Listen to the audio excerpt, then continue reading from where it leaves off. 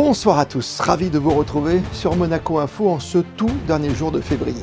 Invités, reportages, météo, informations pratiques tout près de chez vous, avec au sommaire ce soir, le voyage tout d'abord du prince souverain à Padoue dans le cadre de rencontres scientifiques placées sous le signe de l'environnement. Nous l'avons suivi en Italie. Dans moins de 10 jours maintenant, un événement artistique incontournable en principauté, le Printemps des Arts. Son directeur artistique, Bruno Mantovani, nous présentera les temps forts de ces 3 grandes semaines de partage, avec notamment le suivi de la carrière de grands compositeurs et leur évolution stylistique. Et puis après l'Arménie, ce sont les États-Unis qui cette année seront mis à l'honneur dans les divers lieux de représentation. Les arts toujours à l'honneur ce soir, l'art de la table avec l'intronisation des disciples d'Escoffier, le premier grand chef de la gastronomie moderne qui a terminé sa vie à Monaco.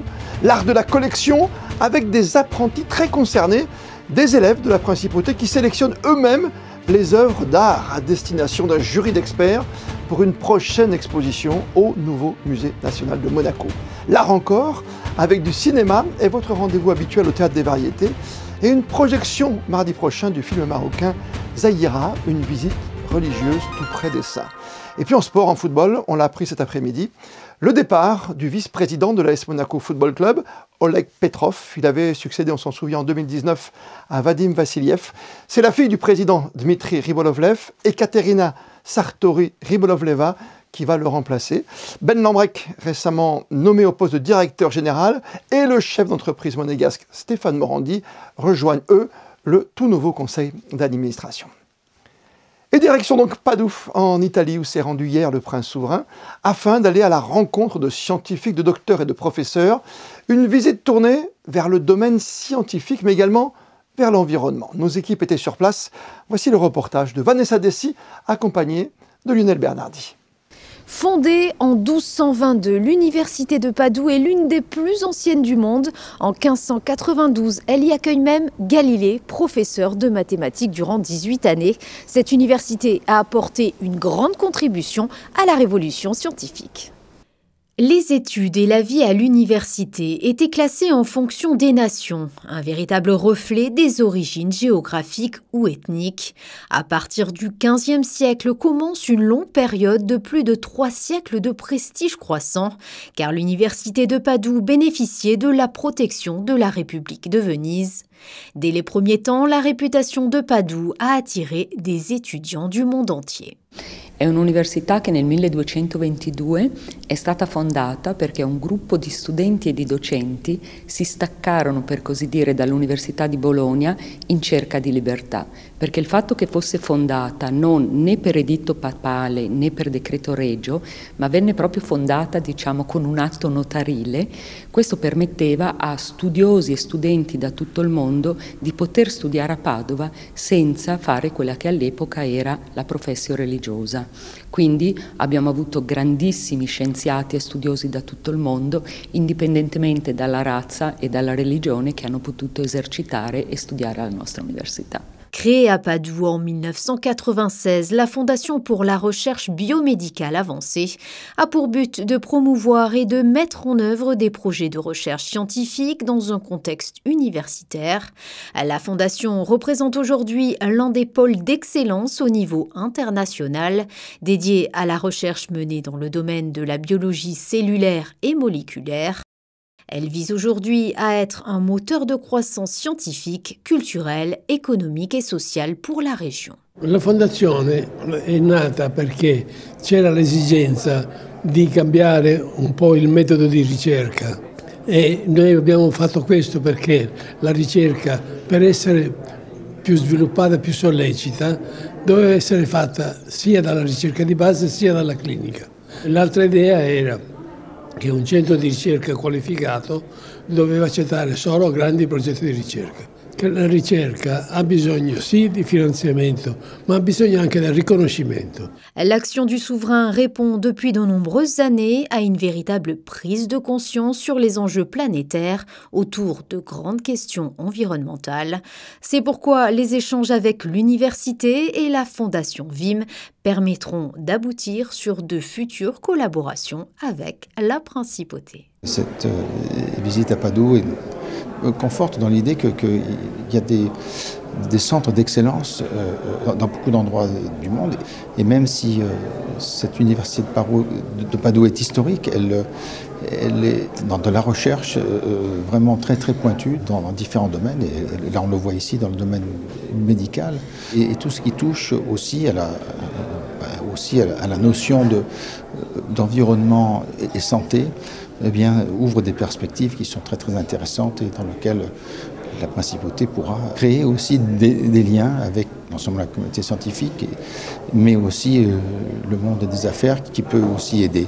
La basilique Saint-Antoine de Padoue est, comme son nom l'indique, dédiée à ce frère franciscain portugais canonisé en 1232. Il est aujourd'hui l'un des saints les plus populaires de l'Église catholique. Et dans le cadre de nombreux déplacements du prince Albert II, il y a 10 ans, très exactement, le souverain inaugurait l'école Prince Albert II de Monaco, construite en 2012 dans un bidonville de la capitale Port-au-Prince, suite au séisme qui avait alors frappé le pays en janvier 2010. Au lendemain de ce tremblement de terre dévastateur du 12 janvier, le Monaco Collectif Haïti, composé du gouvernement princier, de la Croix-Rouge monégasque et d'une vingtaine d'ONG, a alors été créé afin de mobiliser des fonds et soutenir une initiative locale d'aide à la reconstruction. Le collectif a ainsi apporté son soutien au centre Gueshkio, une ONG haïtienne reconnue dans le monde médical aujourd'hui, située dans la Cité de Dieu, un des bidonvilles de Port-au-Prince. À Monaco, dans moins de 10 jours maintenant, le retour du printemps des arts, avec des spectacles, des rencontres, des échanges autour de la musique principalement, dans nombre de lieux de culture de la principauté. Le directeur artistique de cet événement, Bruno Mantovani, est avec nous ce soir. Bonsoir à vous. Bonsoir. On est ravis d'être avec vous. On est quoi? À J-10 d'un des plus grands événements du printemps au niveau artistique, le fameux Printemps des Arts qui débute le 8 mars prochain. On est tous dans les starting blocks, bien sûr, mais on est aussi en train de penser très intensément à 2024, parce qu'un festival, ça se prépare très en amont. On est évidemment tous préoccupés par l'invitation des artistes, les voyages, etc., qui doivent être planifiés une édition avant celle qui va être donnée. Donc, on a une double émotion. Celle de la joie de voir se concrétiser tout notre travail de l'année passée et puis l'excitation de penser déjà à l'avenir. L'histoire 2023, elle va donc commencer le 8 mars pour se terminer le 2 avril. Il y a un fil rouge, il y a un fil conducteur. On est dans quoi? Dans le partage, dans l'émotion, dans le tourbillon des sens? Oui, en fait, il y a plusieurs fils rouges. C'est-à-dire qu'il y a un fil rouge qui va être commun aux 3 premières éditions que j'ai programmées, donc celle qui est de l'an passé, celle de cette année et puis la prochaine, qui est le questionnement sur l'évolution du style d'un compositeur. D'accord. Est-ce qu'un compositeur dans sa jeunesse et un compositeur dans sa maturité sont la même personnalité? Est-ce que l'évolution est un progrès? Est-ce que c'est une régression? Ça pourrait être le cas, pourquoi pas? Donc, cette question que l'on a posée l'an dernier avec certains compositeurs comme Mozart, comme Haydn, comme Debussy, oui, on va la poser chez d'autres compositeurs, Gabriel Fauré, César Franck, Franz Schubert, qui était un petit peu absent de la proposition artistique dans le passé. Et puis, il y a une deuxième thématique, qui est une thématique géographique. L'an dernier, on avait mis à l'honneur l'Arménie, et cette année, ce seront les États-Unis d'Amérique, qui sont un pays paradoxal, parce que on imagine bien que, contrairement à l'Europe, le financement, et c'est très important, le financement de la création, il relève plutôt du privé. Donc, on peut avoir des fois des esthétiques un peu mainstream, on avait l'anglicisme, mais puisque la thématique est américaine, pourquoi pas. Et pourtant, il y a aussi des compositeurs qui proposent un langage qui est beaucoup plus abrupt, un peu plus aride, plus combinatoire. Et je voulais montrer ce double portrait des États-Unis avec quelques grands ancêtres aussi. Ça veut dire que quand on parle des États-Unis, est-ce qu'on va jusque dans d'autres domaines de musique? Ça peut aller jusqu'à la création du jazz, le gospel ou autre? Alors, pas de gospel, mais du jazz en effet, avec un hommage à un trompettiste qui était à la fois américain et français, qui était Chet Baker. J'ai eu la chance, quand j'étais directeur du Conservatoire de Paris, de voir comme chef de département pour les classes de jazz, Ricardo Delfra, qui était le contrebassiste, j'allais dire historique, de Chet Baker. Et donc, j'ai demandé à Ricardo Delfra de venir avec son quintet, mais aussi avec un orchestre symphonique, l'Orchestre des Pays de Savoie, donner ce programme en hommage à Chet, des œuvres de Chet Baker orchestrées, et puis une cantate, un oratorio créé par Ricardo Delfra en hommage à Chet Baker. Quel sera pour vous le temps fort entre le 8 mars et le 2 avril? Qu'est-ce qu'il ne faut pas manquer? L'ouverture, la conclusion, le milieu? Alors, il y a beaucoup de choses. On a quand même un invité prestigieux cette année qui est l'orchestre de la BBC de Londres, qui est une des plus belles phalanges au monde. C'est un des 5 meilleurs orchestres au monde, qui vient dans un programme assez assez composite, mais je trouve qui nous questionne énormément, puisque on a à la fois un portrait Sibelius dans sa jeunesse et maternité, poème symphonique de jeunesse et 7e symphonie, qui est sa dernière, une presque création d'une compositrice bien connue en principauté qui est Betsy Jolas, qui est un monument de la création contemporaine. Et puis, à la fin, nous entendons la première symphonie de Barber, compositeur américain. Et pourquoi programmer cette première symphonie? Parce qu'elle est directement inspirée de la 7e symphonie de Sibelius qu'on aura entendue. Donc, on a deux œuvres qui, géographiquement, n'ont rien à voir. États-Unis d'un côté, Finlande de l'autre. Mais deux œuvres qui sont reliées par cette inspiration commune. Donc, évidemment, cet orchestre. Et puis aussi, peut-être dans cette volonté d'élargir le Printemps des Arts à d'autres formes qu'à la musique, un concert d'improvisation sur du cinéma muet, notamment cinéma surréaliste, le 10 mars de mémoire, et l'arrivée aussi parmi nous de Laurent Socker, immense comédien, qui va participer à deux concerts, un concert lecture autour de Pierre Michon et d'un ouvrage de Pierre Michon concernant Rimbaud, poète de la jeunesse. Bien sûr.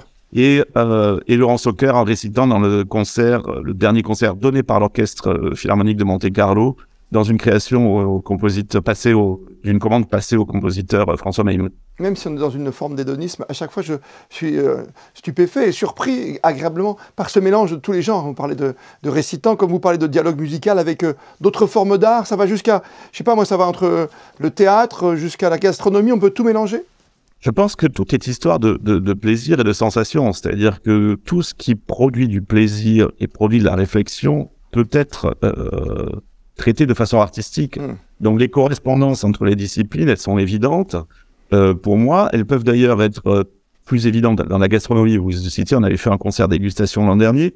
L'immédiateté du son qui arrive à votre oreille ou du goût en bouche font qu'on a des correspondances très fortes.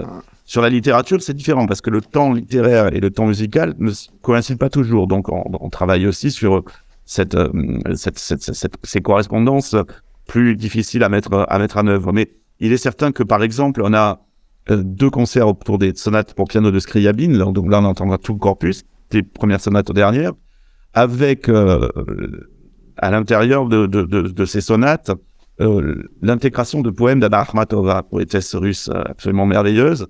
Et cette juxtaposition Akhmatova-Scriabine va être aussi extrêmement riche de sens et très instructive pour l'auditeur. Un pur bonheur ce Printemps des Arts, hein, comme chaque année. Vous êtes à sa tête depuis 3 ans maintenant, c'est ça, depuis 2021, et vous travaillez déjà sur 2024-2025. Juste un dernier détail, est-ce qu'il reste des places, ou s'il y en a encore quelques-unes, où peut-on les trouver, Bruno? Alors, il faut s'adresser au Printemps des Arts ou à la billetterie monégasque. On trouve tout ça dans notre brochure de saison, qui est un très bel objet, je suis très fier de cet objet, que l'on trouve aussi en téléchargement sur Internet. Bah oui. Donc allez sur le site printemps-des-arts.mc et tout sera expliqué. On vous attend très nombreux pour cette fête. Le festival, c'est une fête. Très beau Printemps des Arts, et à vous, à toutes vos équipes, bien sûr. Merci pour ce moment de bonheur, comme chaque année, au printemps, peut-être l'une des plus belles saisons ici en Principauté de Monaco. Merci à vous, Bruno Mantovani. Merci beaucoup. Le Printemps des Arts, sous la présidence de son Altesse Royale, la Princesse de Hanovre.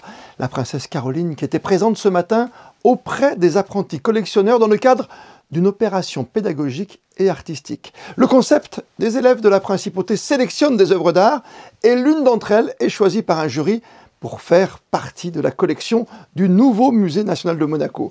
Le reportage de Fabien Bonilla et d'Alexandra Marangoni. Il s'agit de la 7e édition de cette opération Apprentis collectionneurs. Des lycéens d'Albert Ier et de FANB ont suivi une formation tout au long de cette année pour apprendre à devenir de véritables amateurs d'art et dénicher la perle rare pour la collection du NMNM. Il commence par des visites des expositions du nouveau Musée national de Monaco, à la Villa Paloma, à la Villa Sauber, puis une découverte des collections du nouveau Musée national de Monaco à travers une présentation par notre conservatrice en chef, Célia Bernasconi, puis une formation sur la question du marché de l'art. Donc là, on intervient en milieu scolaire, là pour le coup, on vient plusieurs fois, on leur explique les tenants, les aboutissants du marché de l'art. Et puis la visite d'une foire. Alors c'est la première fois depuis 3 ans qu'on a le droit à nouveau de se déplacer pour eux et pour nous sur une foire d'art contemporain et de découvrir des œuvres en vrai, avec des artistes en vrai et des galeristes également. Ils étaient 54 au départ et au final 19 d'entre eux se sont retrouvés ce mardi matin dans l'amphithéâtre du lycée technique et hôtelier pour présenter leur coup de cœur qu'ils ont pu découvrir lors de la Foire Art Genève fin janvier. Un jury spécialisé présidé par son Altesse Royale la Princesse de Hanovre a écouté attentivement les arguments de chacun pour au final acquérir une ou plusieurs œuvres d'un artiste pour une valeur de 20 000 €. Moi, ce qui m'intéresse beaucoup dans cette aventure, c'est comment des jeunes gens qui ne sont pas encore qualifiés sur l'art parlent d'art. Et ça, je trouve ça très intéressant. J'ai adoré, c'était vraiment unique. Je suis très reconnaissante. Je me demande même des fois comment devenir collectionneur du musée. De base, je voulais faire de la chimie, mais là, vraiment, l'art, ça m'intéresse beaucoup. Cette 7e édition a été organisée en collaboration avec la DENJS et la Sogeda. Elle a permis une nouvelle fois de familiariser les adolescents à l'art contemporain. Après avoir écouté les arguments de ces lycéens, le jury délibérera et permettra d'acquérir une nouvelle œuvre d'art pour le nouveau Musée national de Monaco.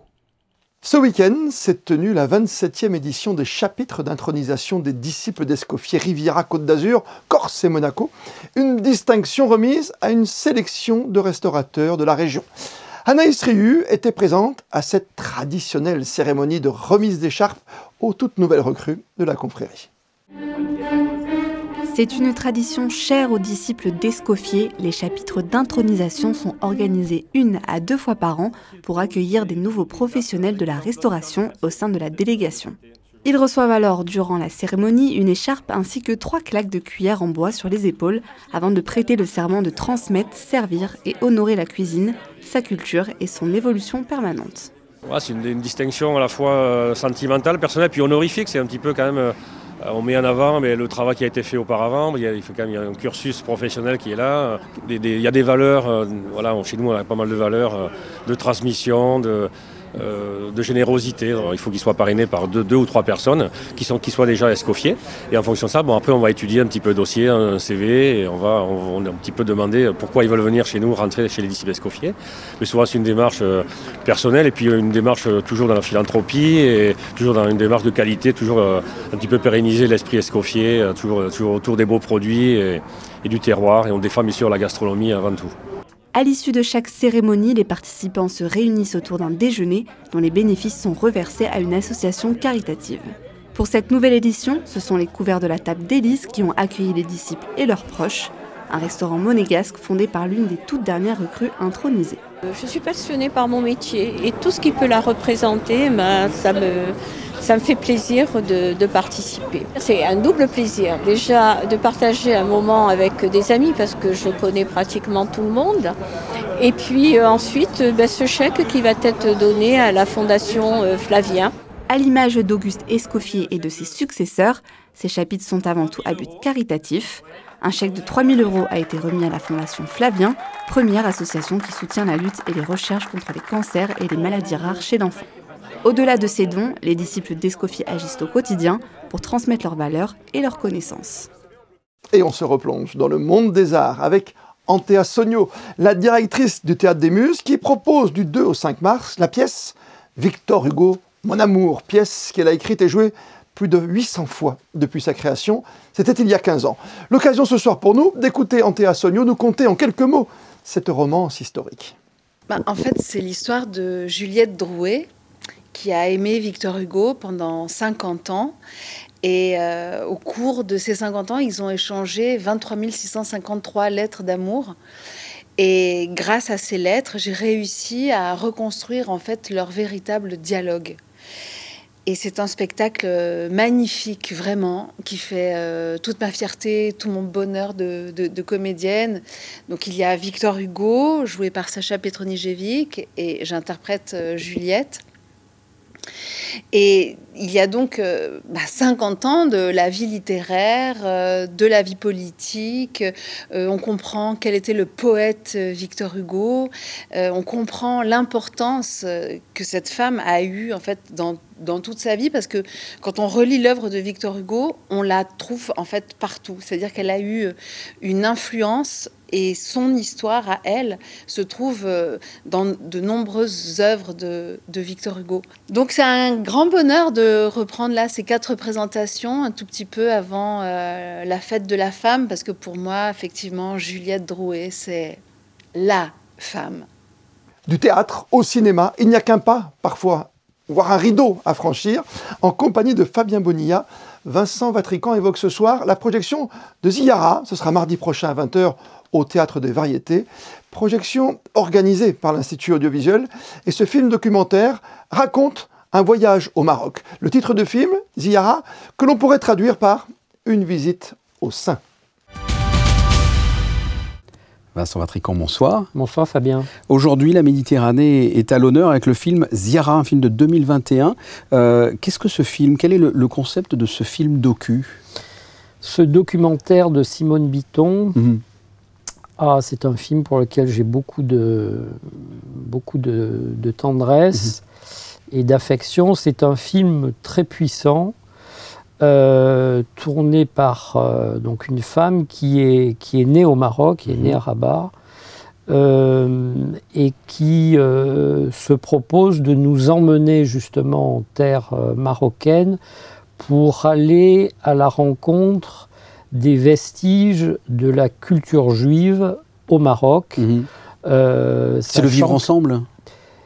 Alors, dans un deuxième temps, c'est le vivre ensemble. Ce qui la pousse à aller là-bas, c'est de voir comment les Juifs qui sont partis, qui se sont exilés du Maroc, ont pu laisser quand même des traces de leur culture, et elle part à la rencontre des gardiens de cette culture et de cette mémoire. Sur des lieux saints? Sur des lieux saints, des synagogues, et elle va donc donner la parole à ces gardiens de la mémoire. Musulmans, donc. Le terme Ziyara signifiant la visite au sein, pour montrer comment cette culture est conservée.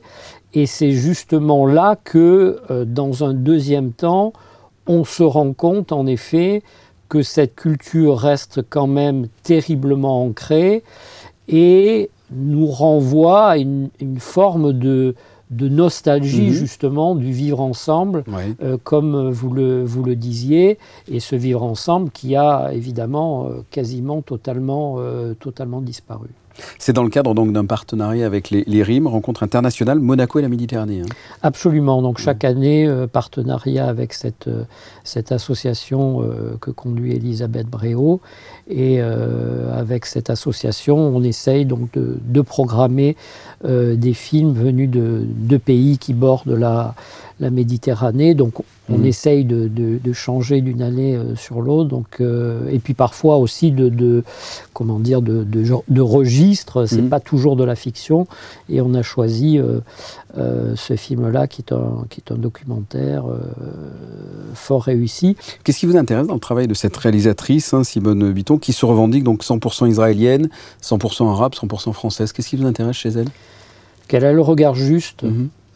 C'est-à-dire qu'elle, ce qui est pas une chose facile, c'est de poser la caméra où il faut, au bon endroit, au-delà de bien choisir ses intervenants.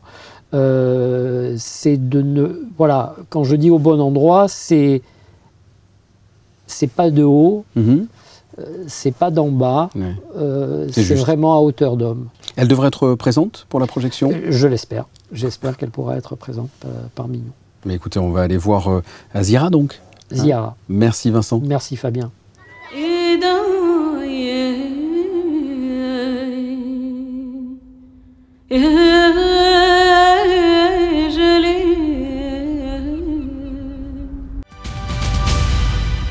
Comme chaque mardi, les chiffres de la Covid en principauté, avec la semaine dernière 7 nouveaux cas positifs révélés, et en date de dimanche dernier, une personne non résidente était encore hospitalisée au CHPG, personne n'était soigné en réanimation, enfin le taux d'incidence est de 18. La météo pour ces prochaines heures, c'est avec vous, Yannick de Beuvert. Bonsoir Christophe, bonsoir à tous. Les éclaircies n'arriveront pas tout de suite, malheureusement. La grisaille perdure en principauté et avec elle, un vent soutenu. Ce mercredi, il fera entre 8 et 11 degrés dans la journée. Et pour ce 1er mars, journée mondiale du compliment, nous fêterons Saint-Aubin. Et comme le veut la tradition, on termine votre journal en photo avec, on en parlait en début de journal, l'arrivée dans moins de 10 jours maintenant du printemps des arts. Sélection d'instantanés ce soir composée par nos virtuoses, nos plus grands solistes en ce domaine, à la direction de la communication. On se retrouve demain, 19 h, pour une toute nouvelle édition de votre journal, sur Monaco Info bien sûr. D'ici là, belle et bonne soirée à toutes et à tous.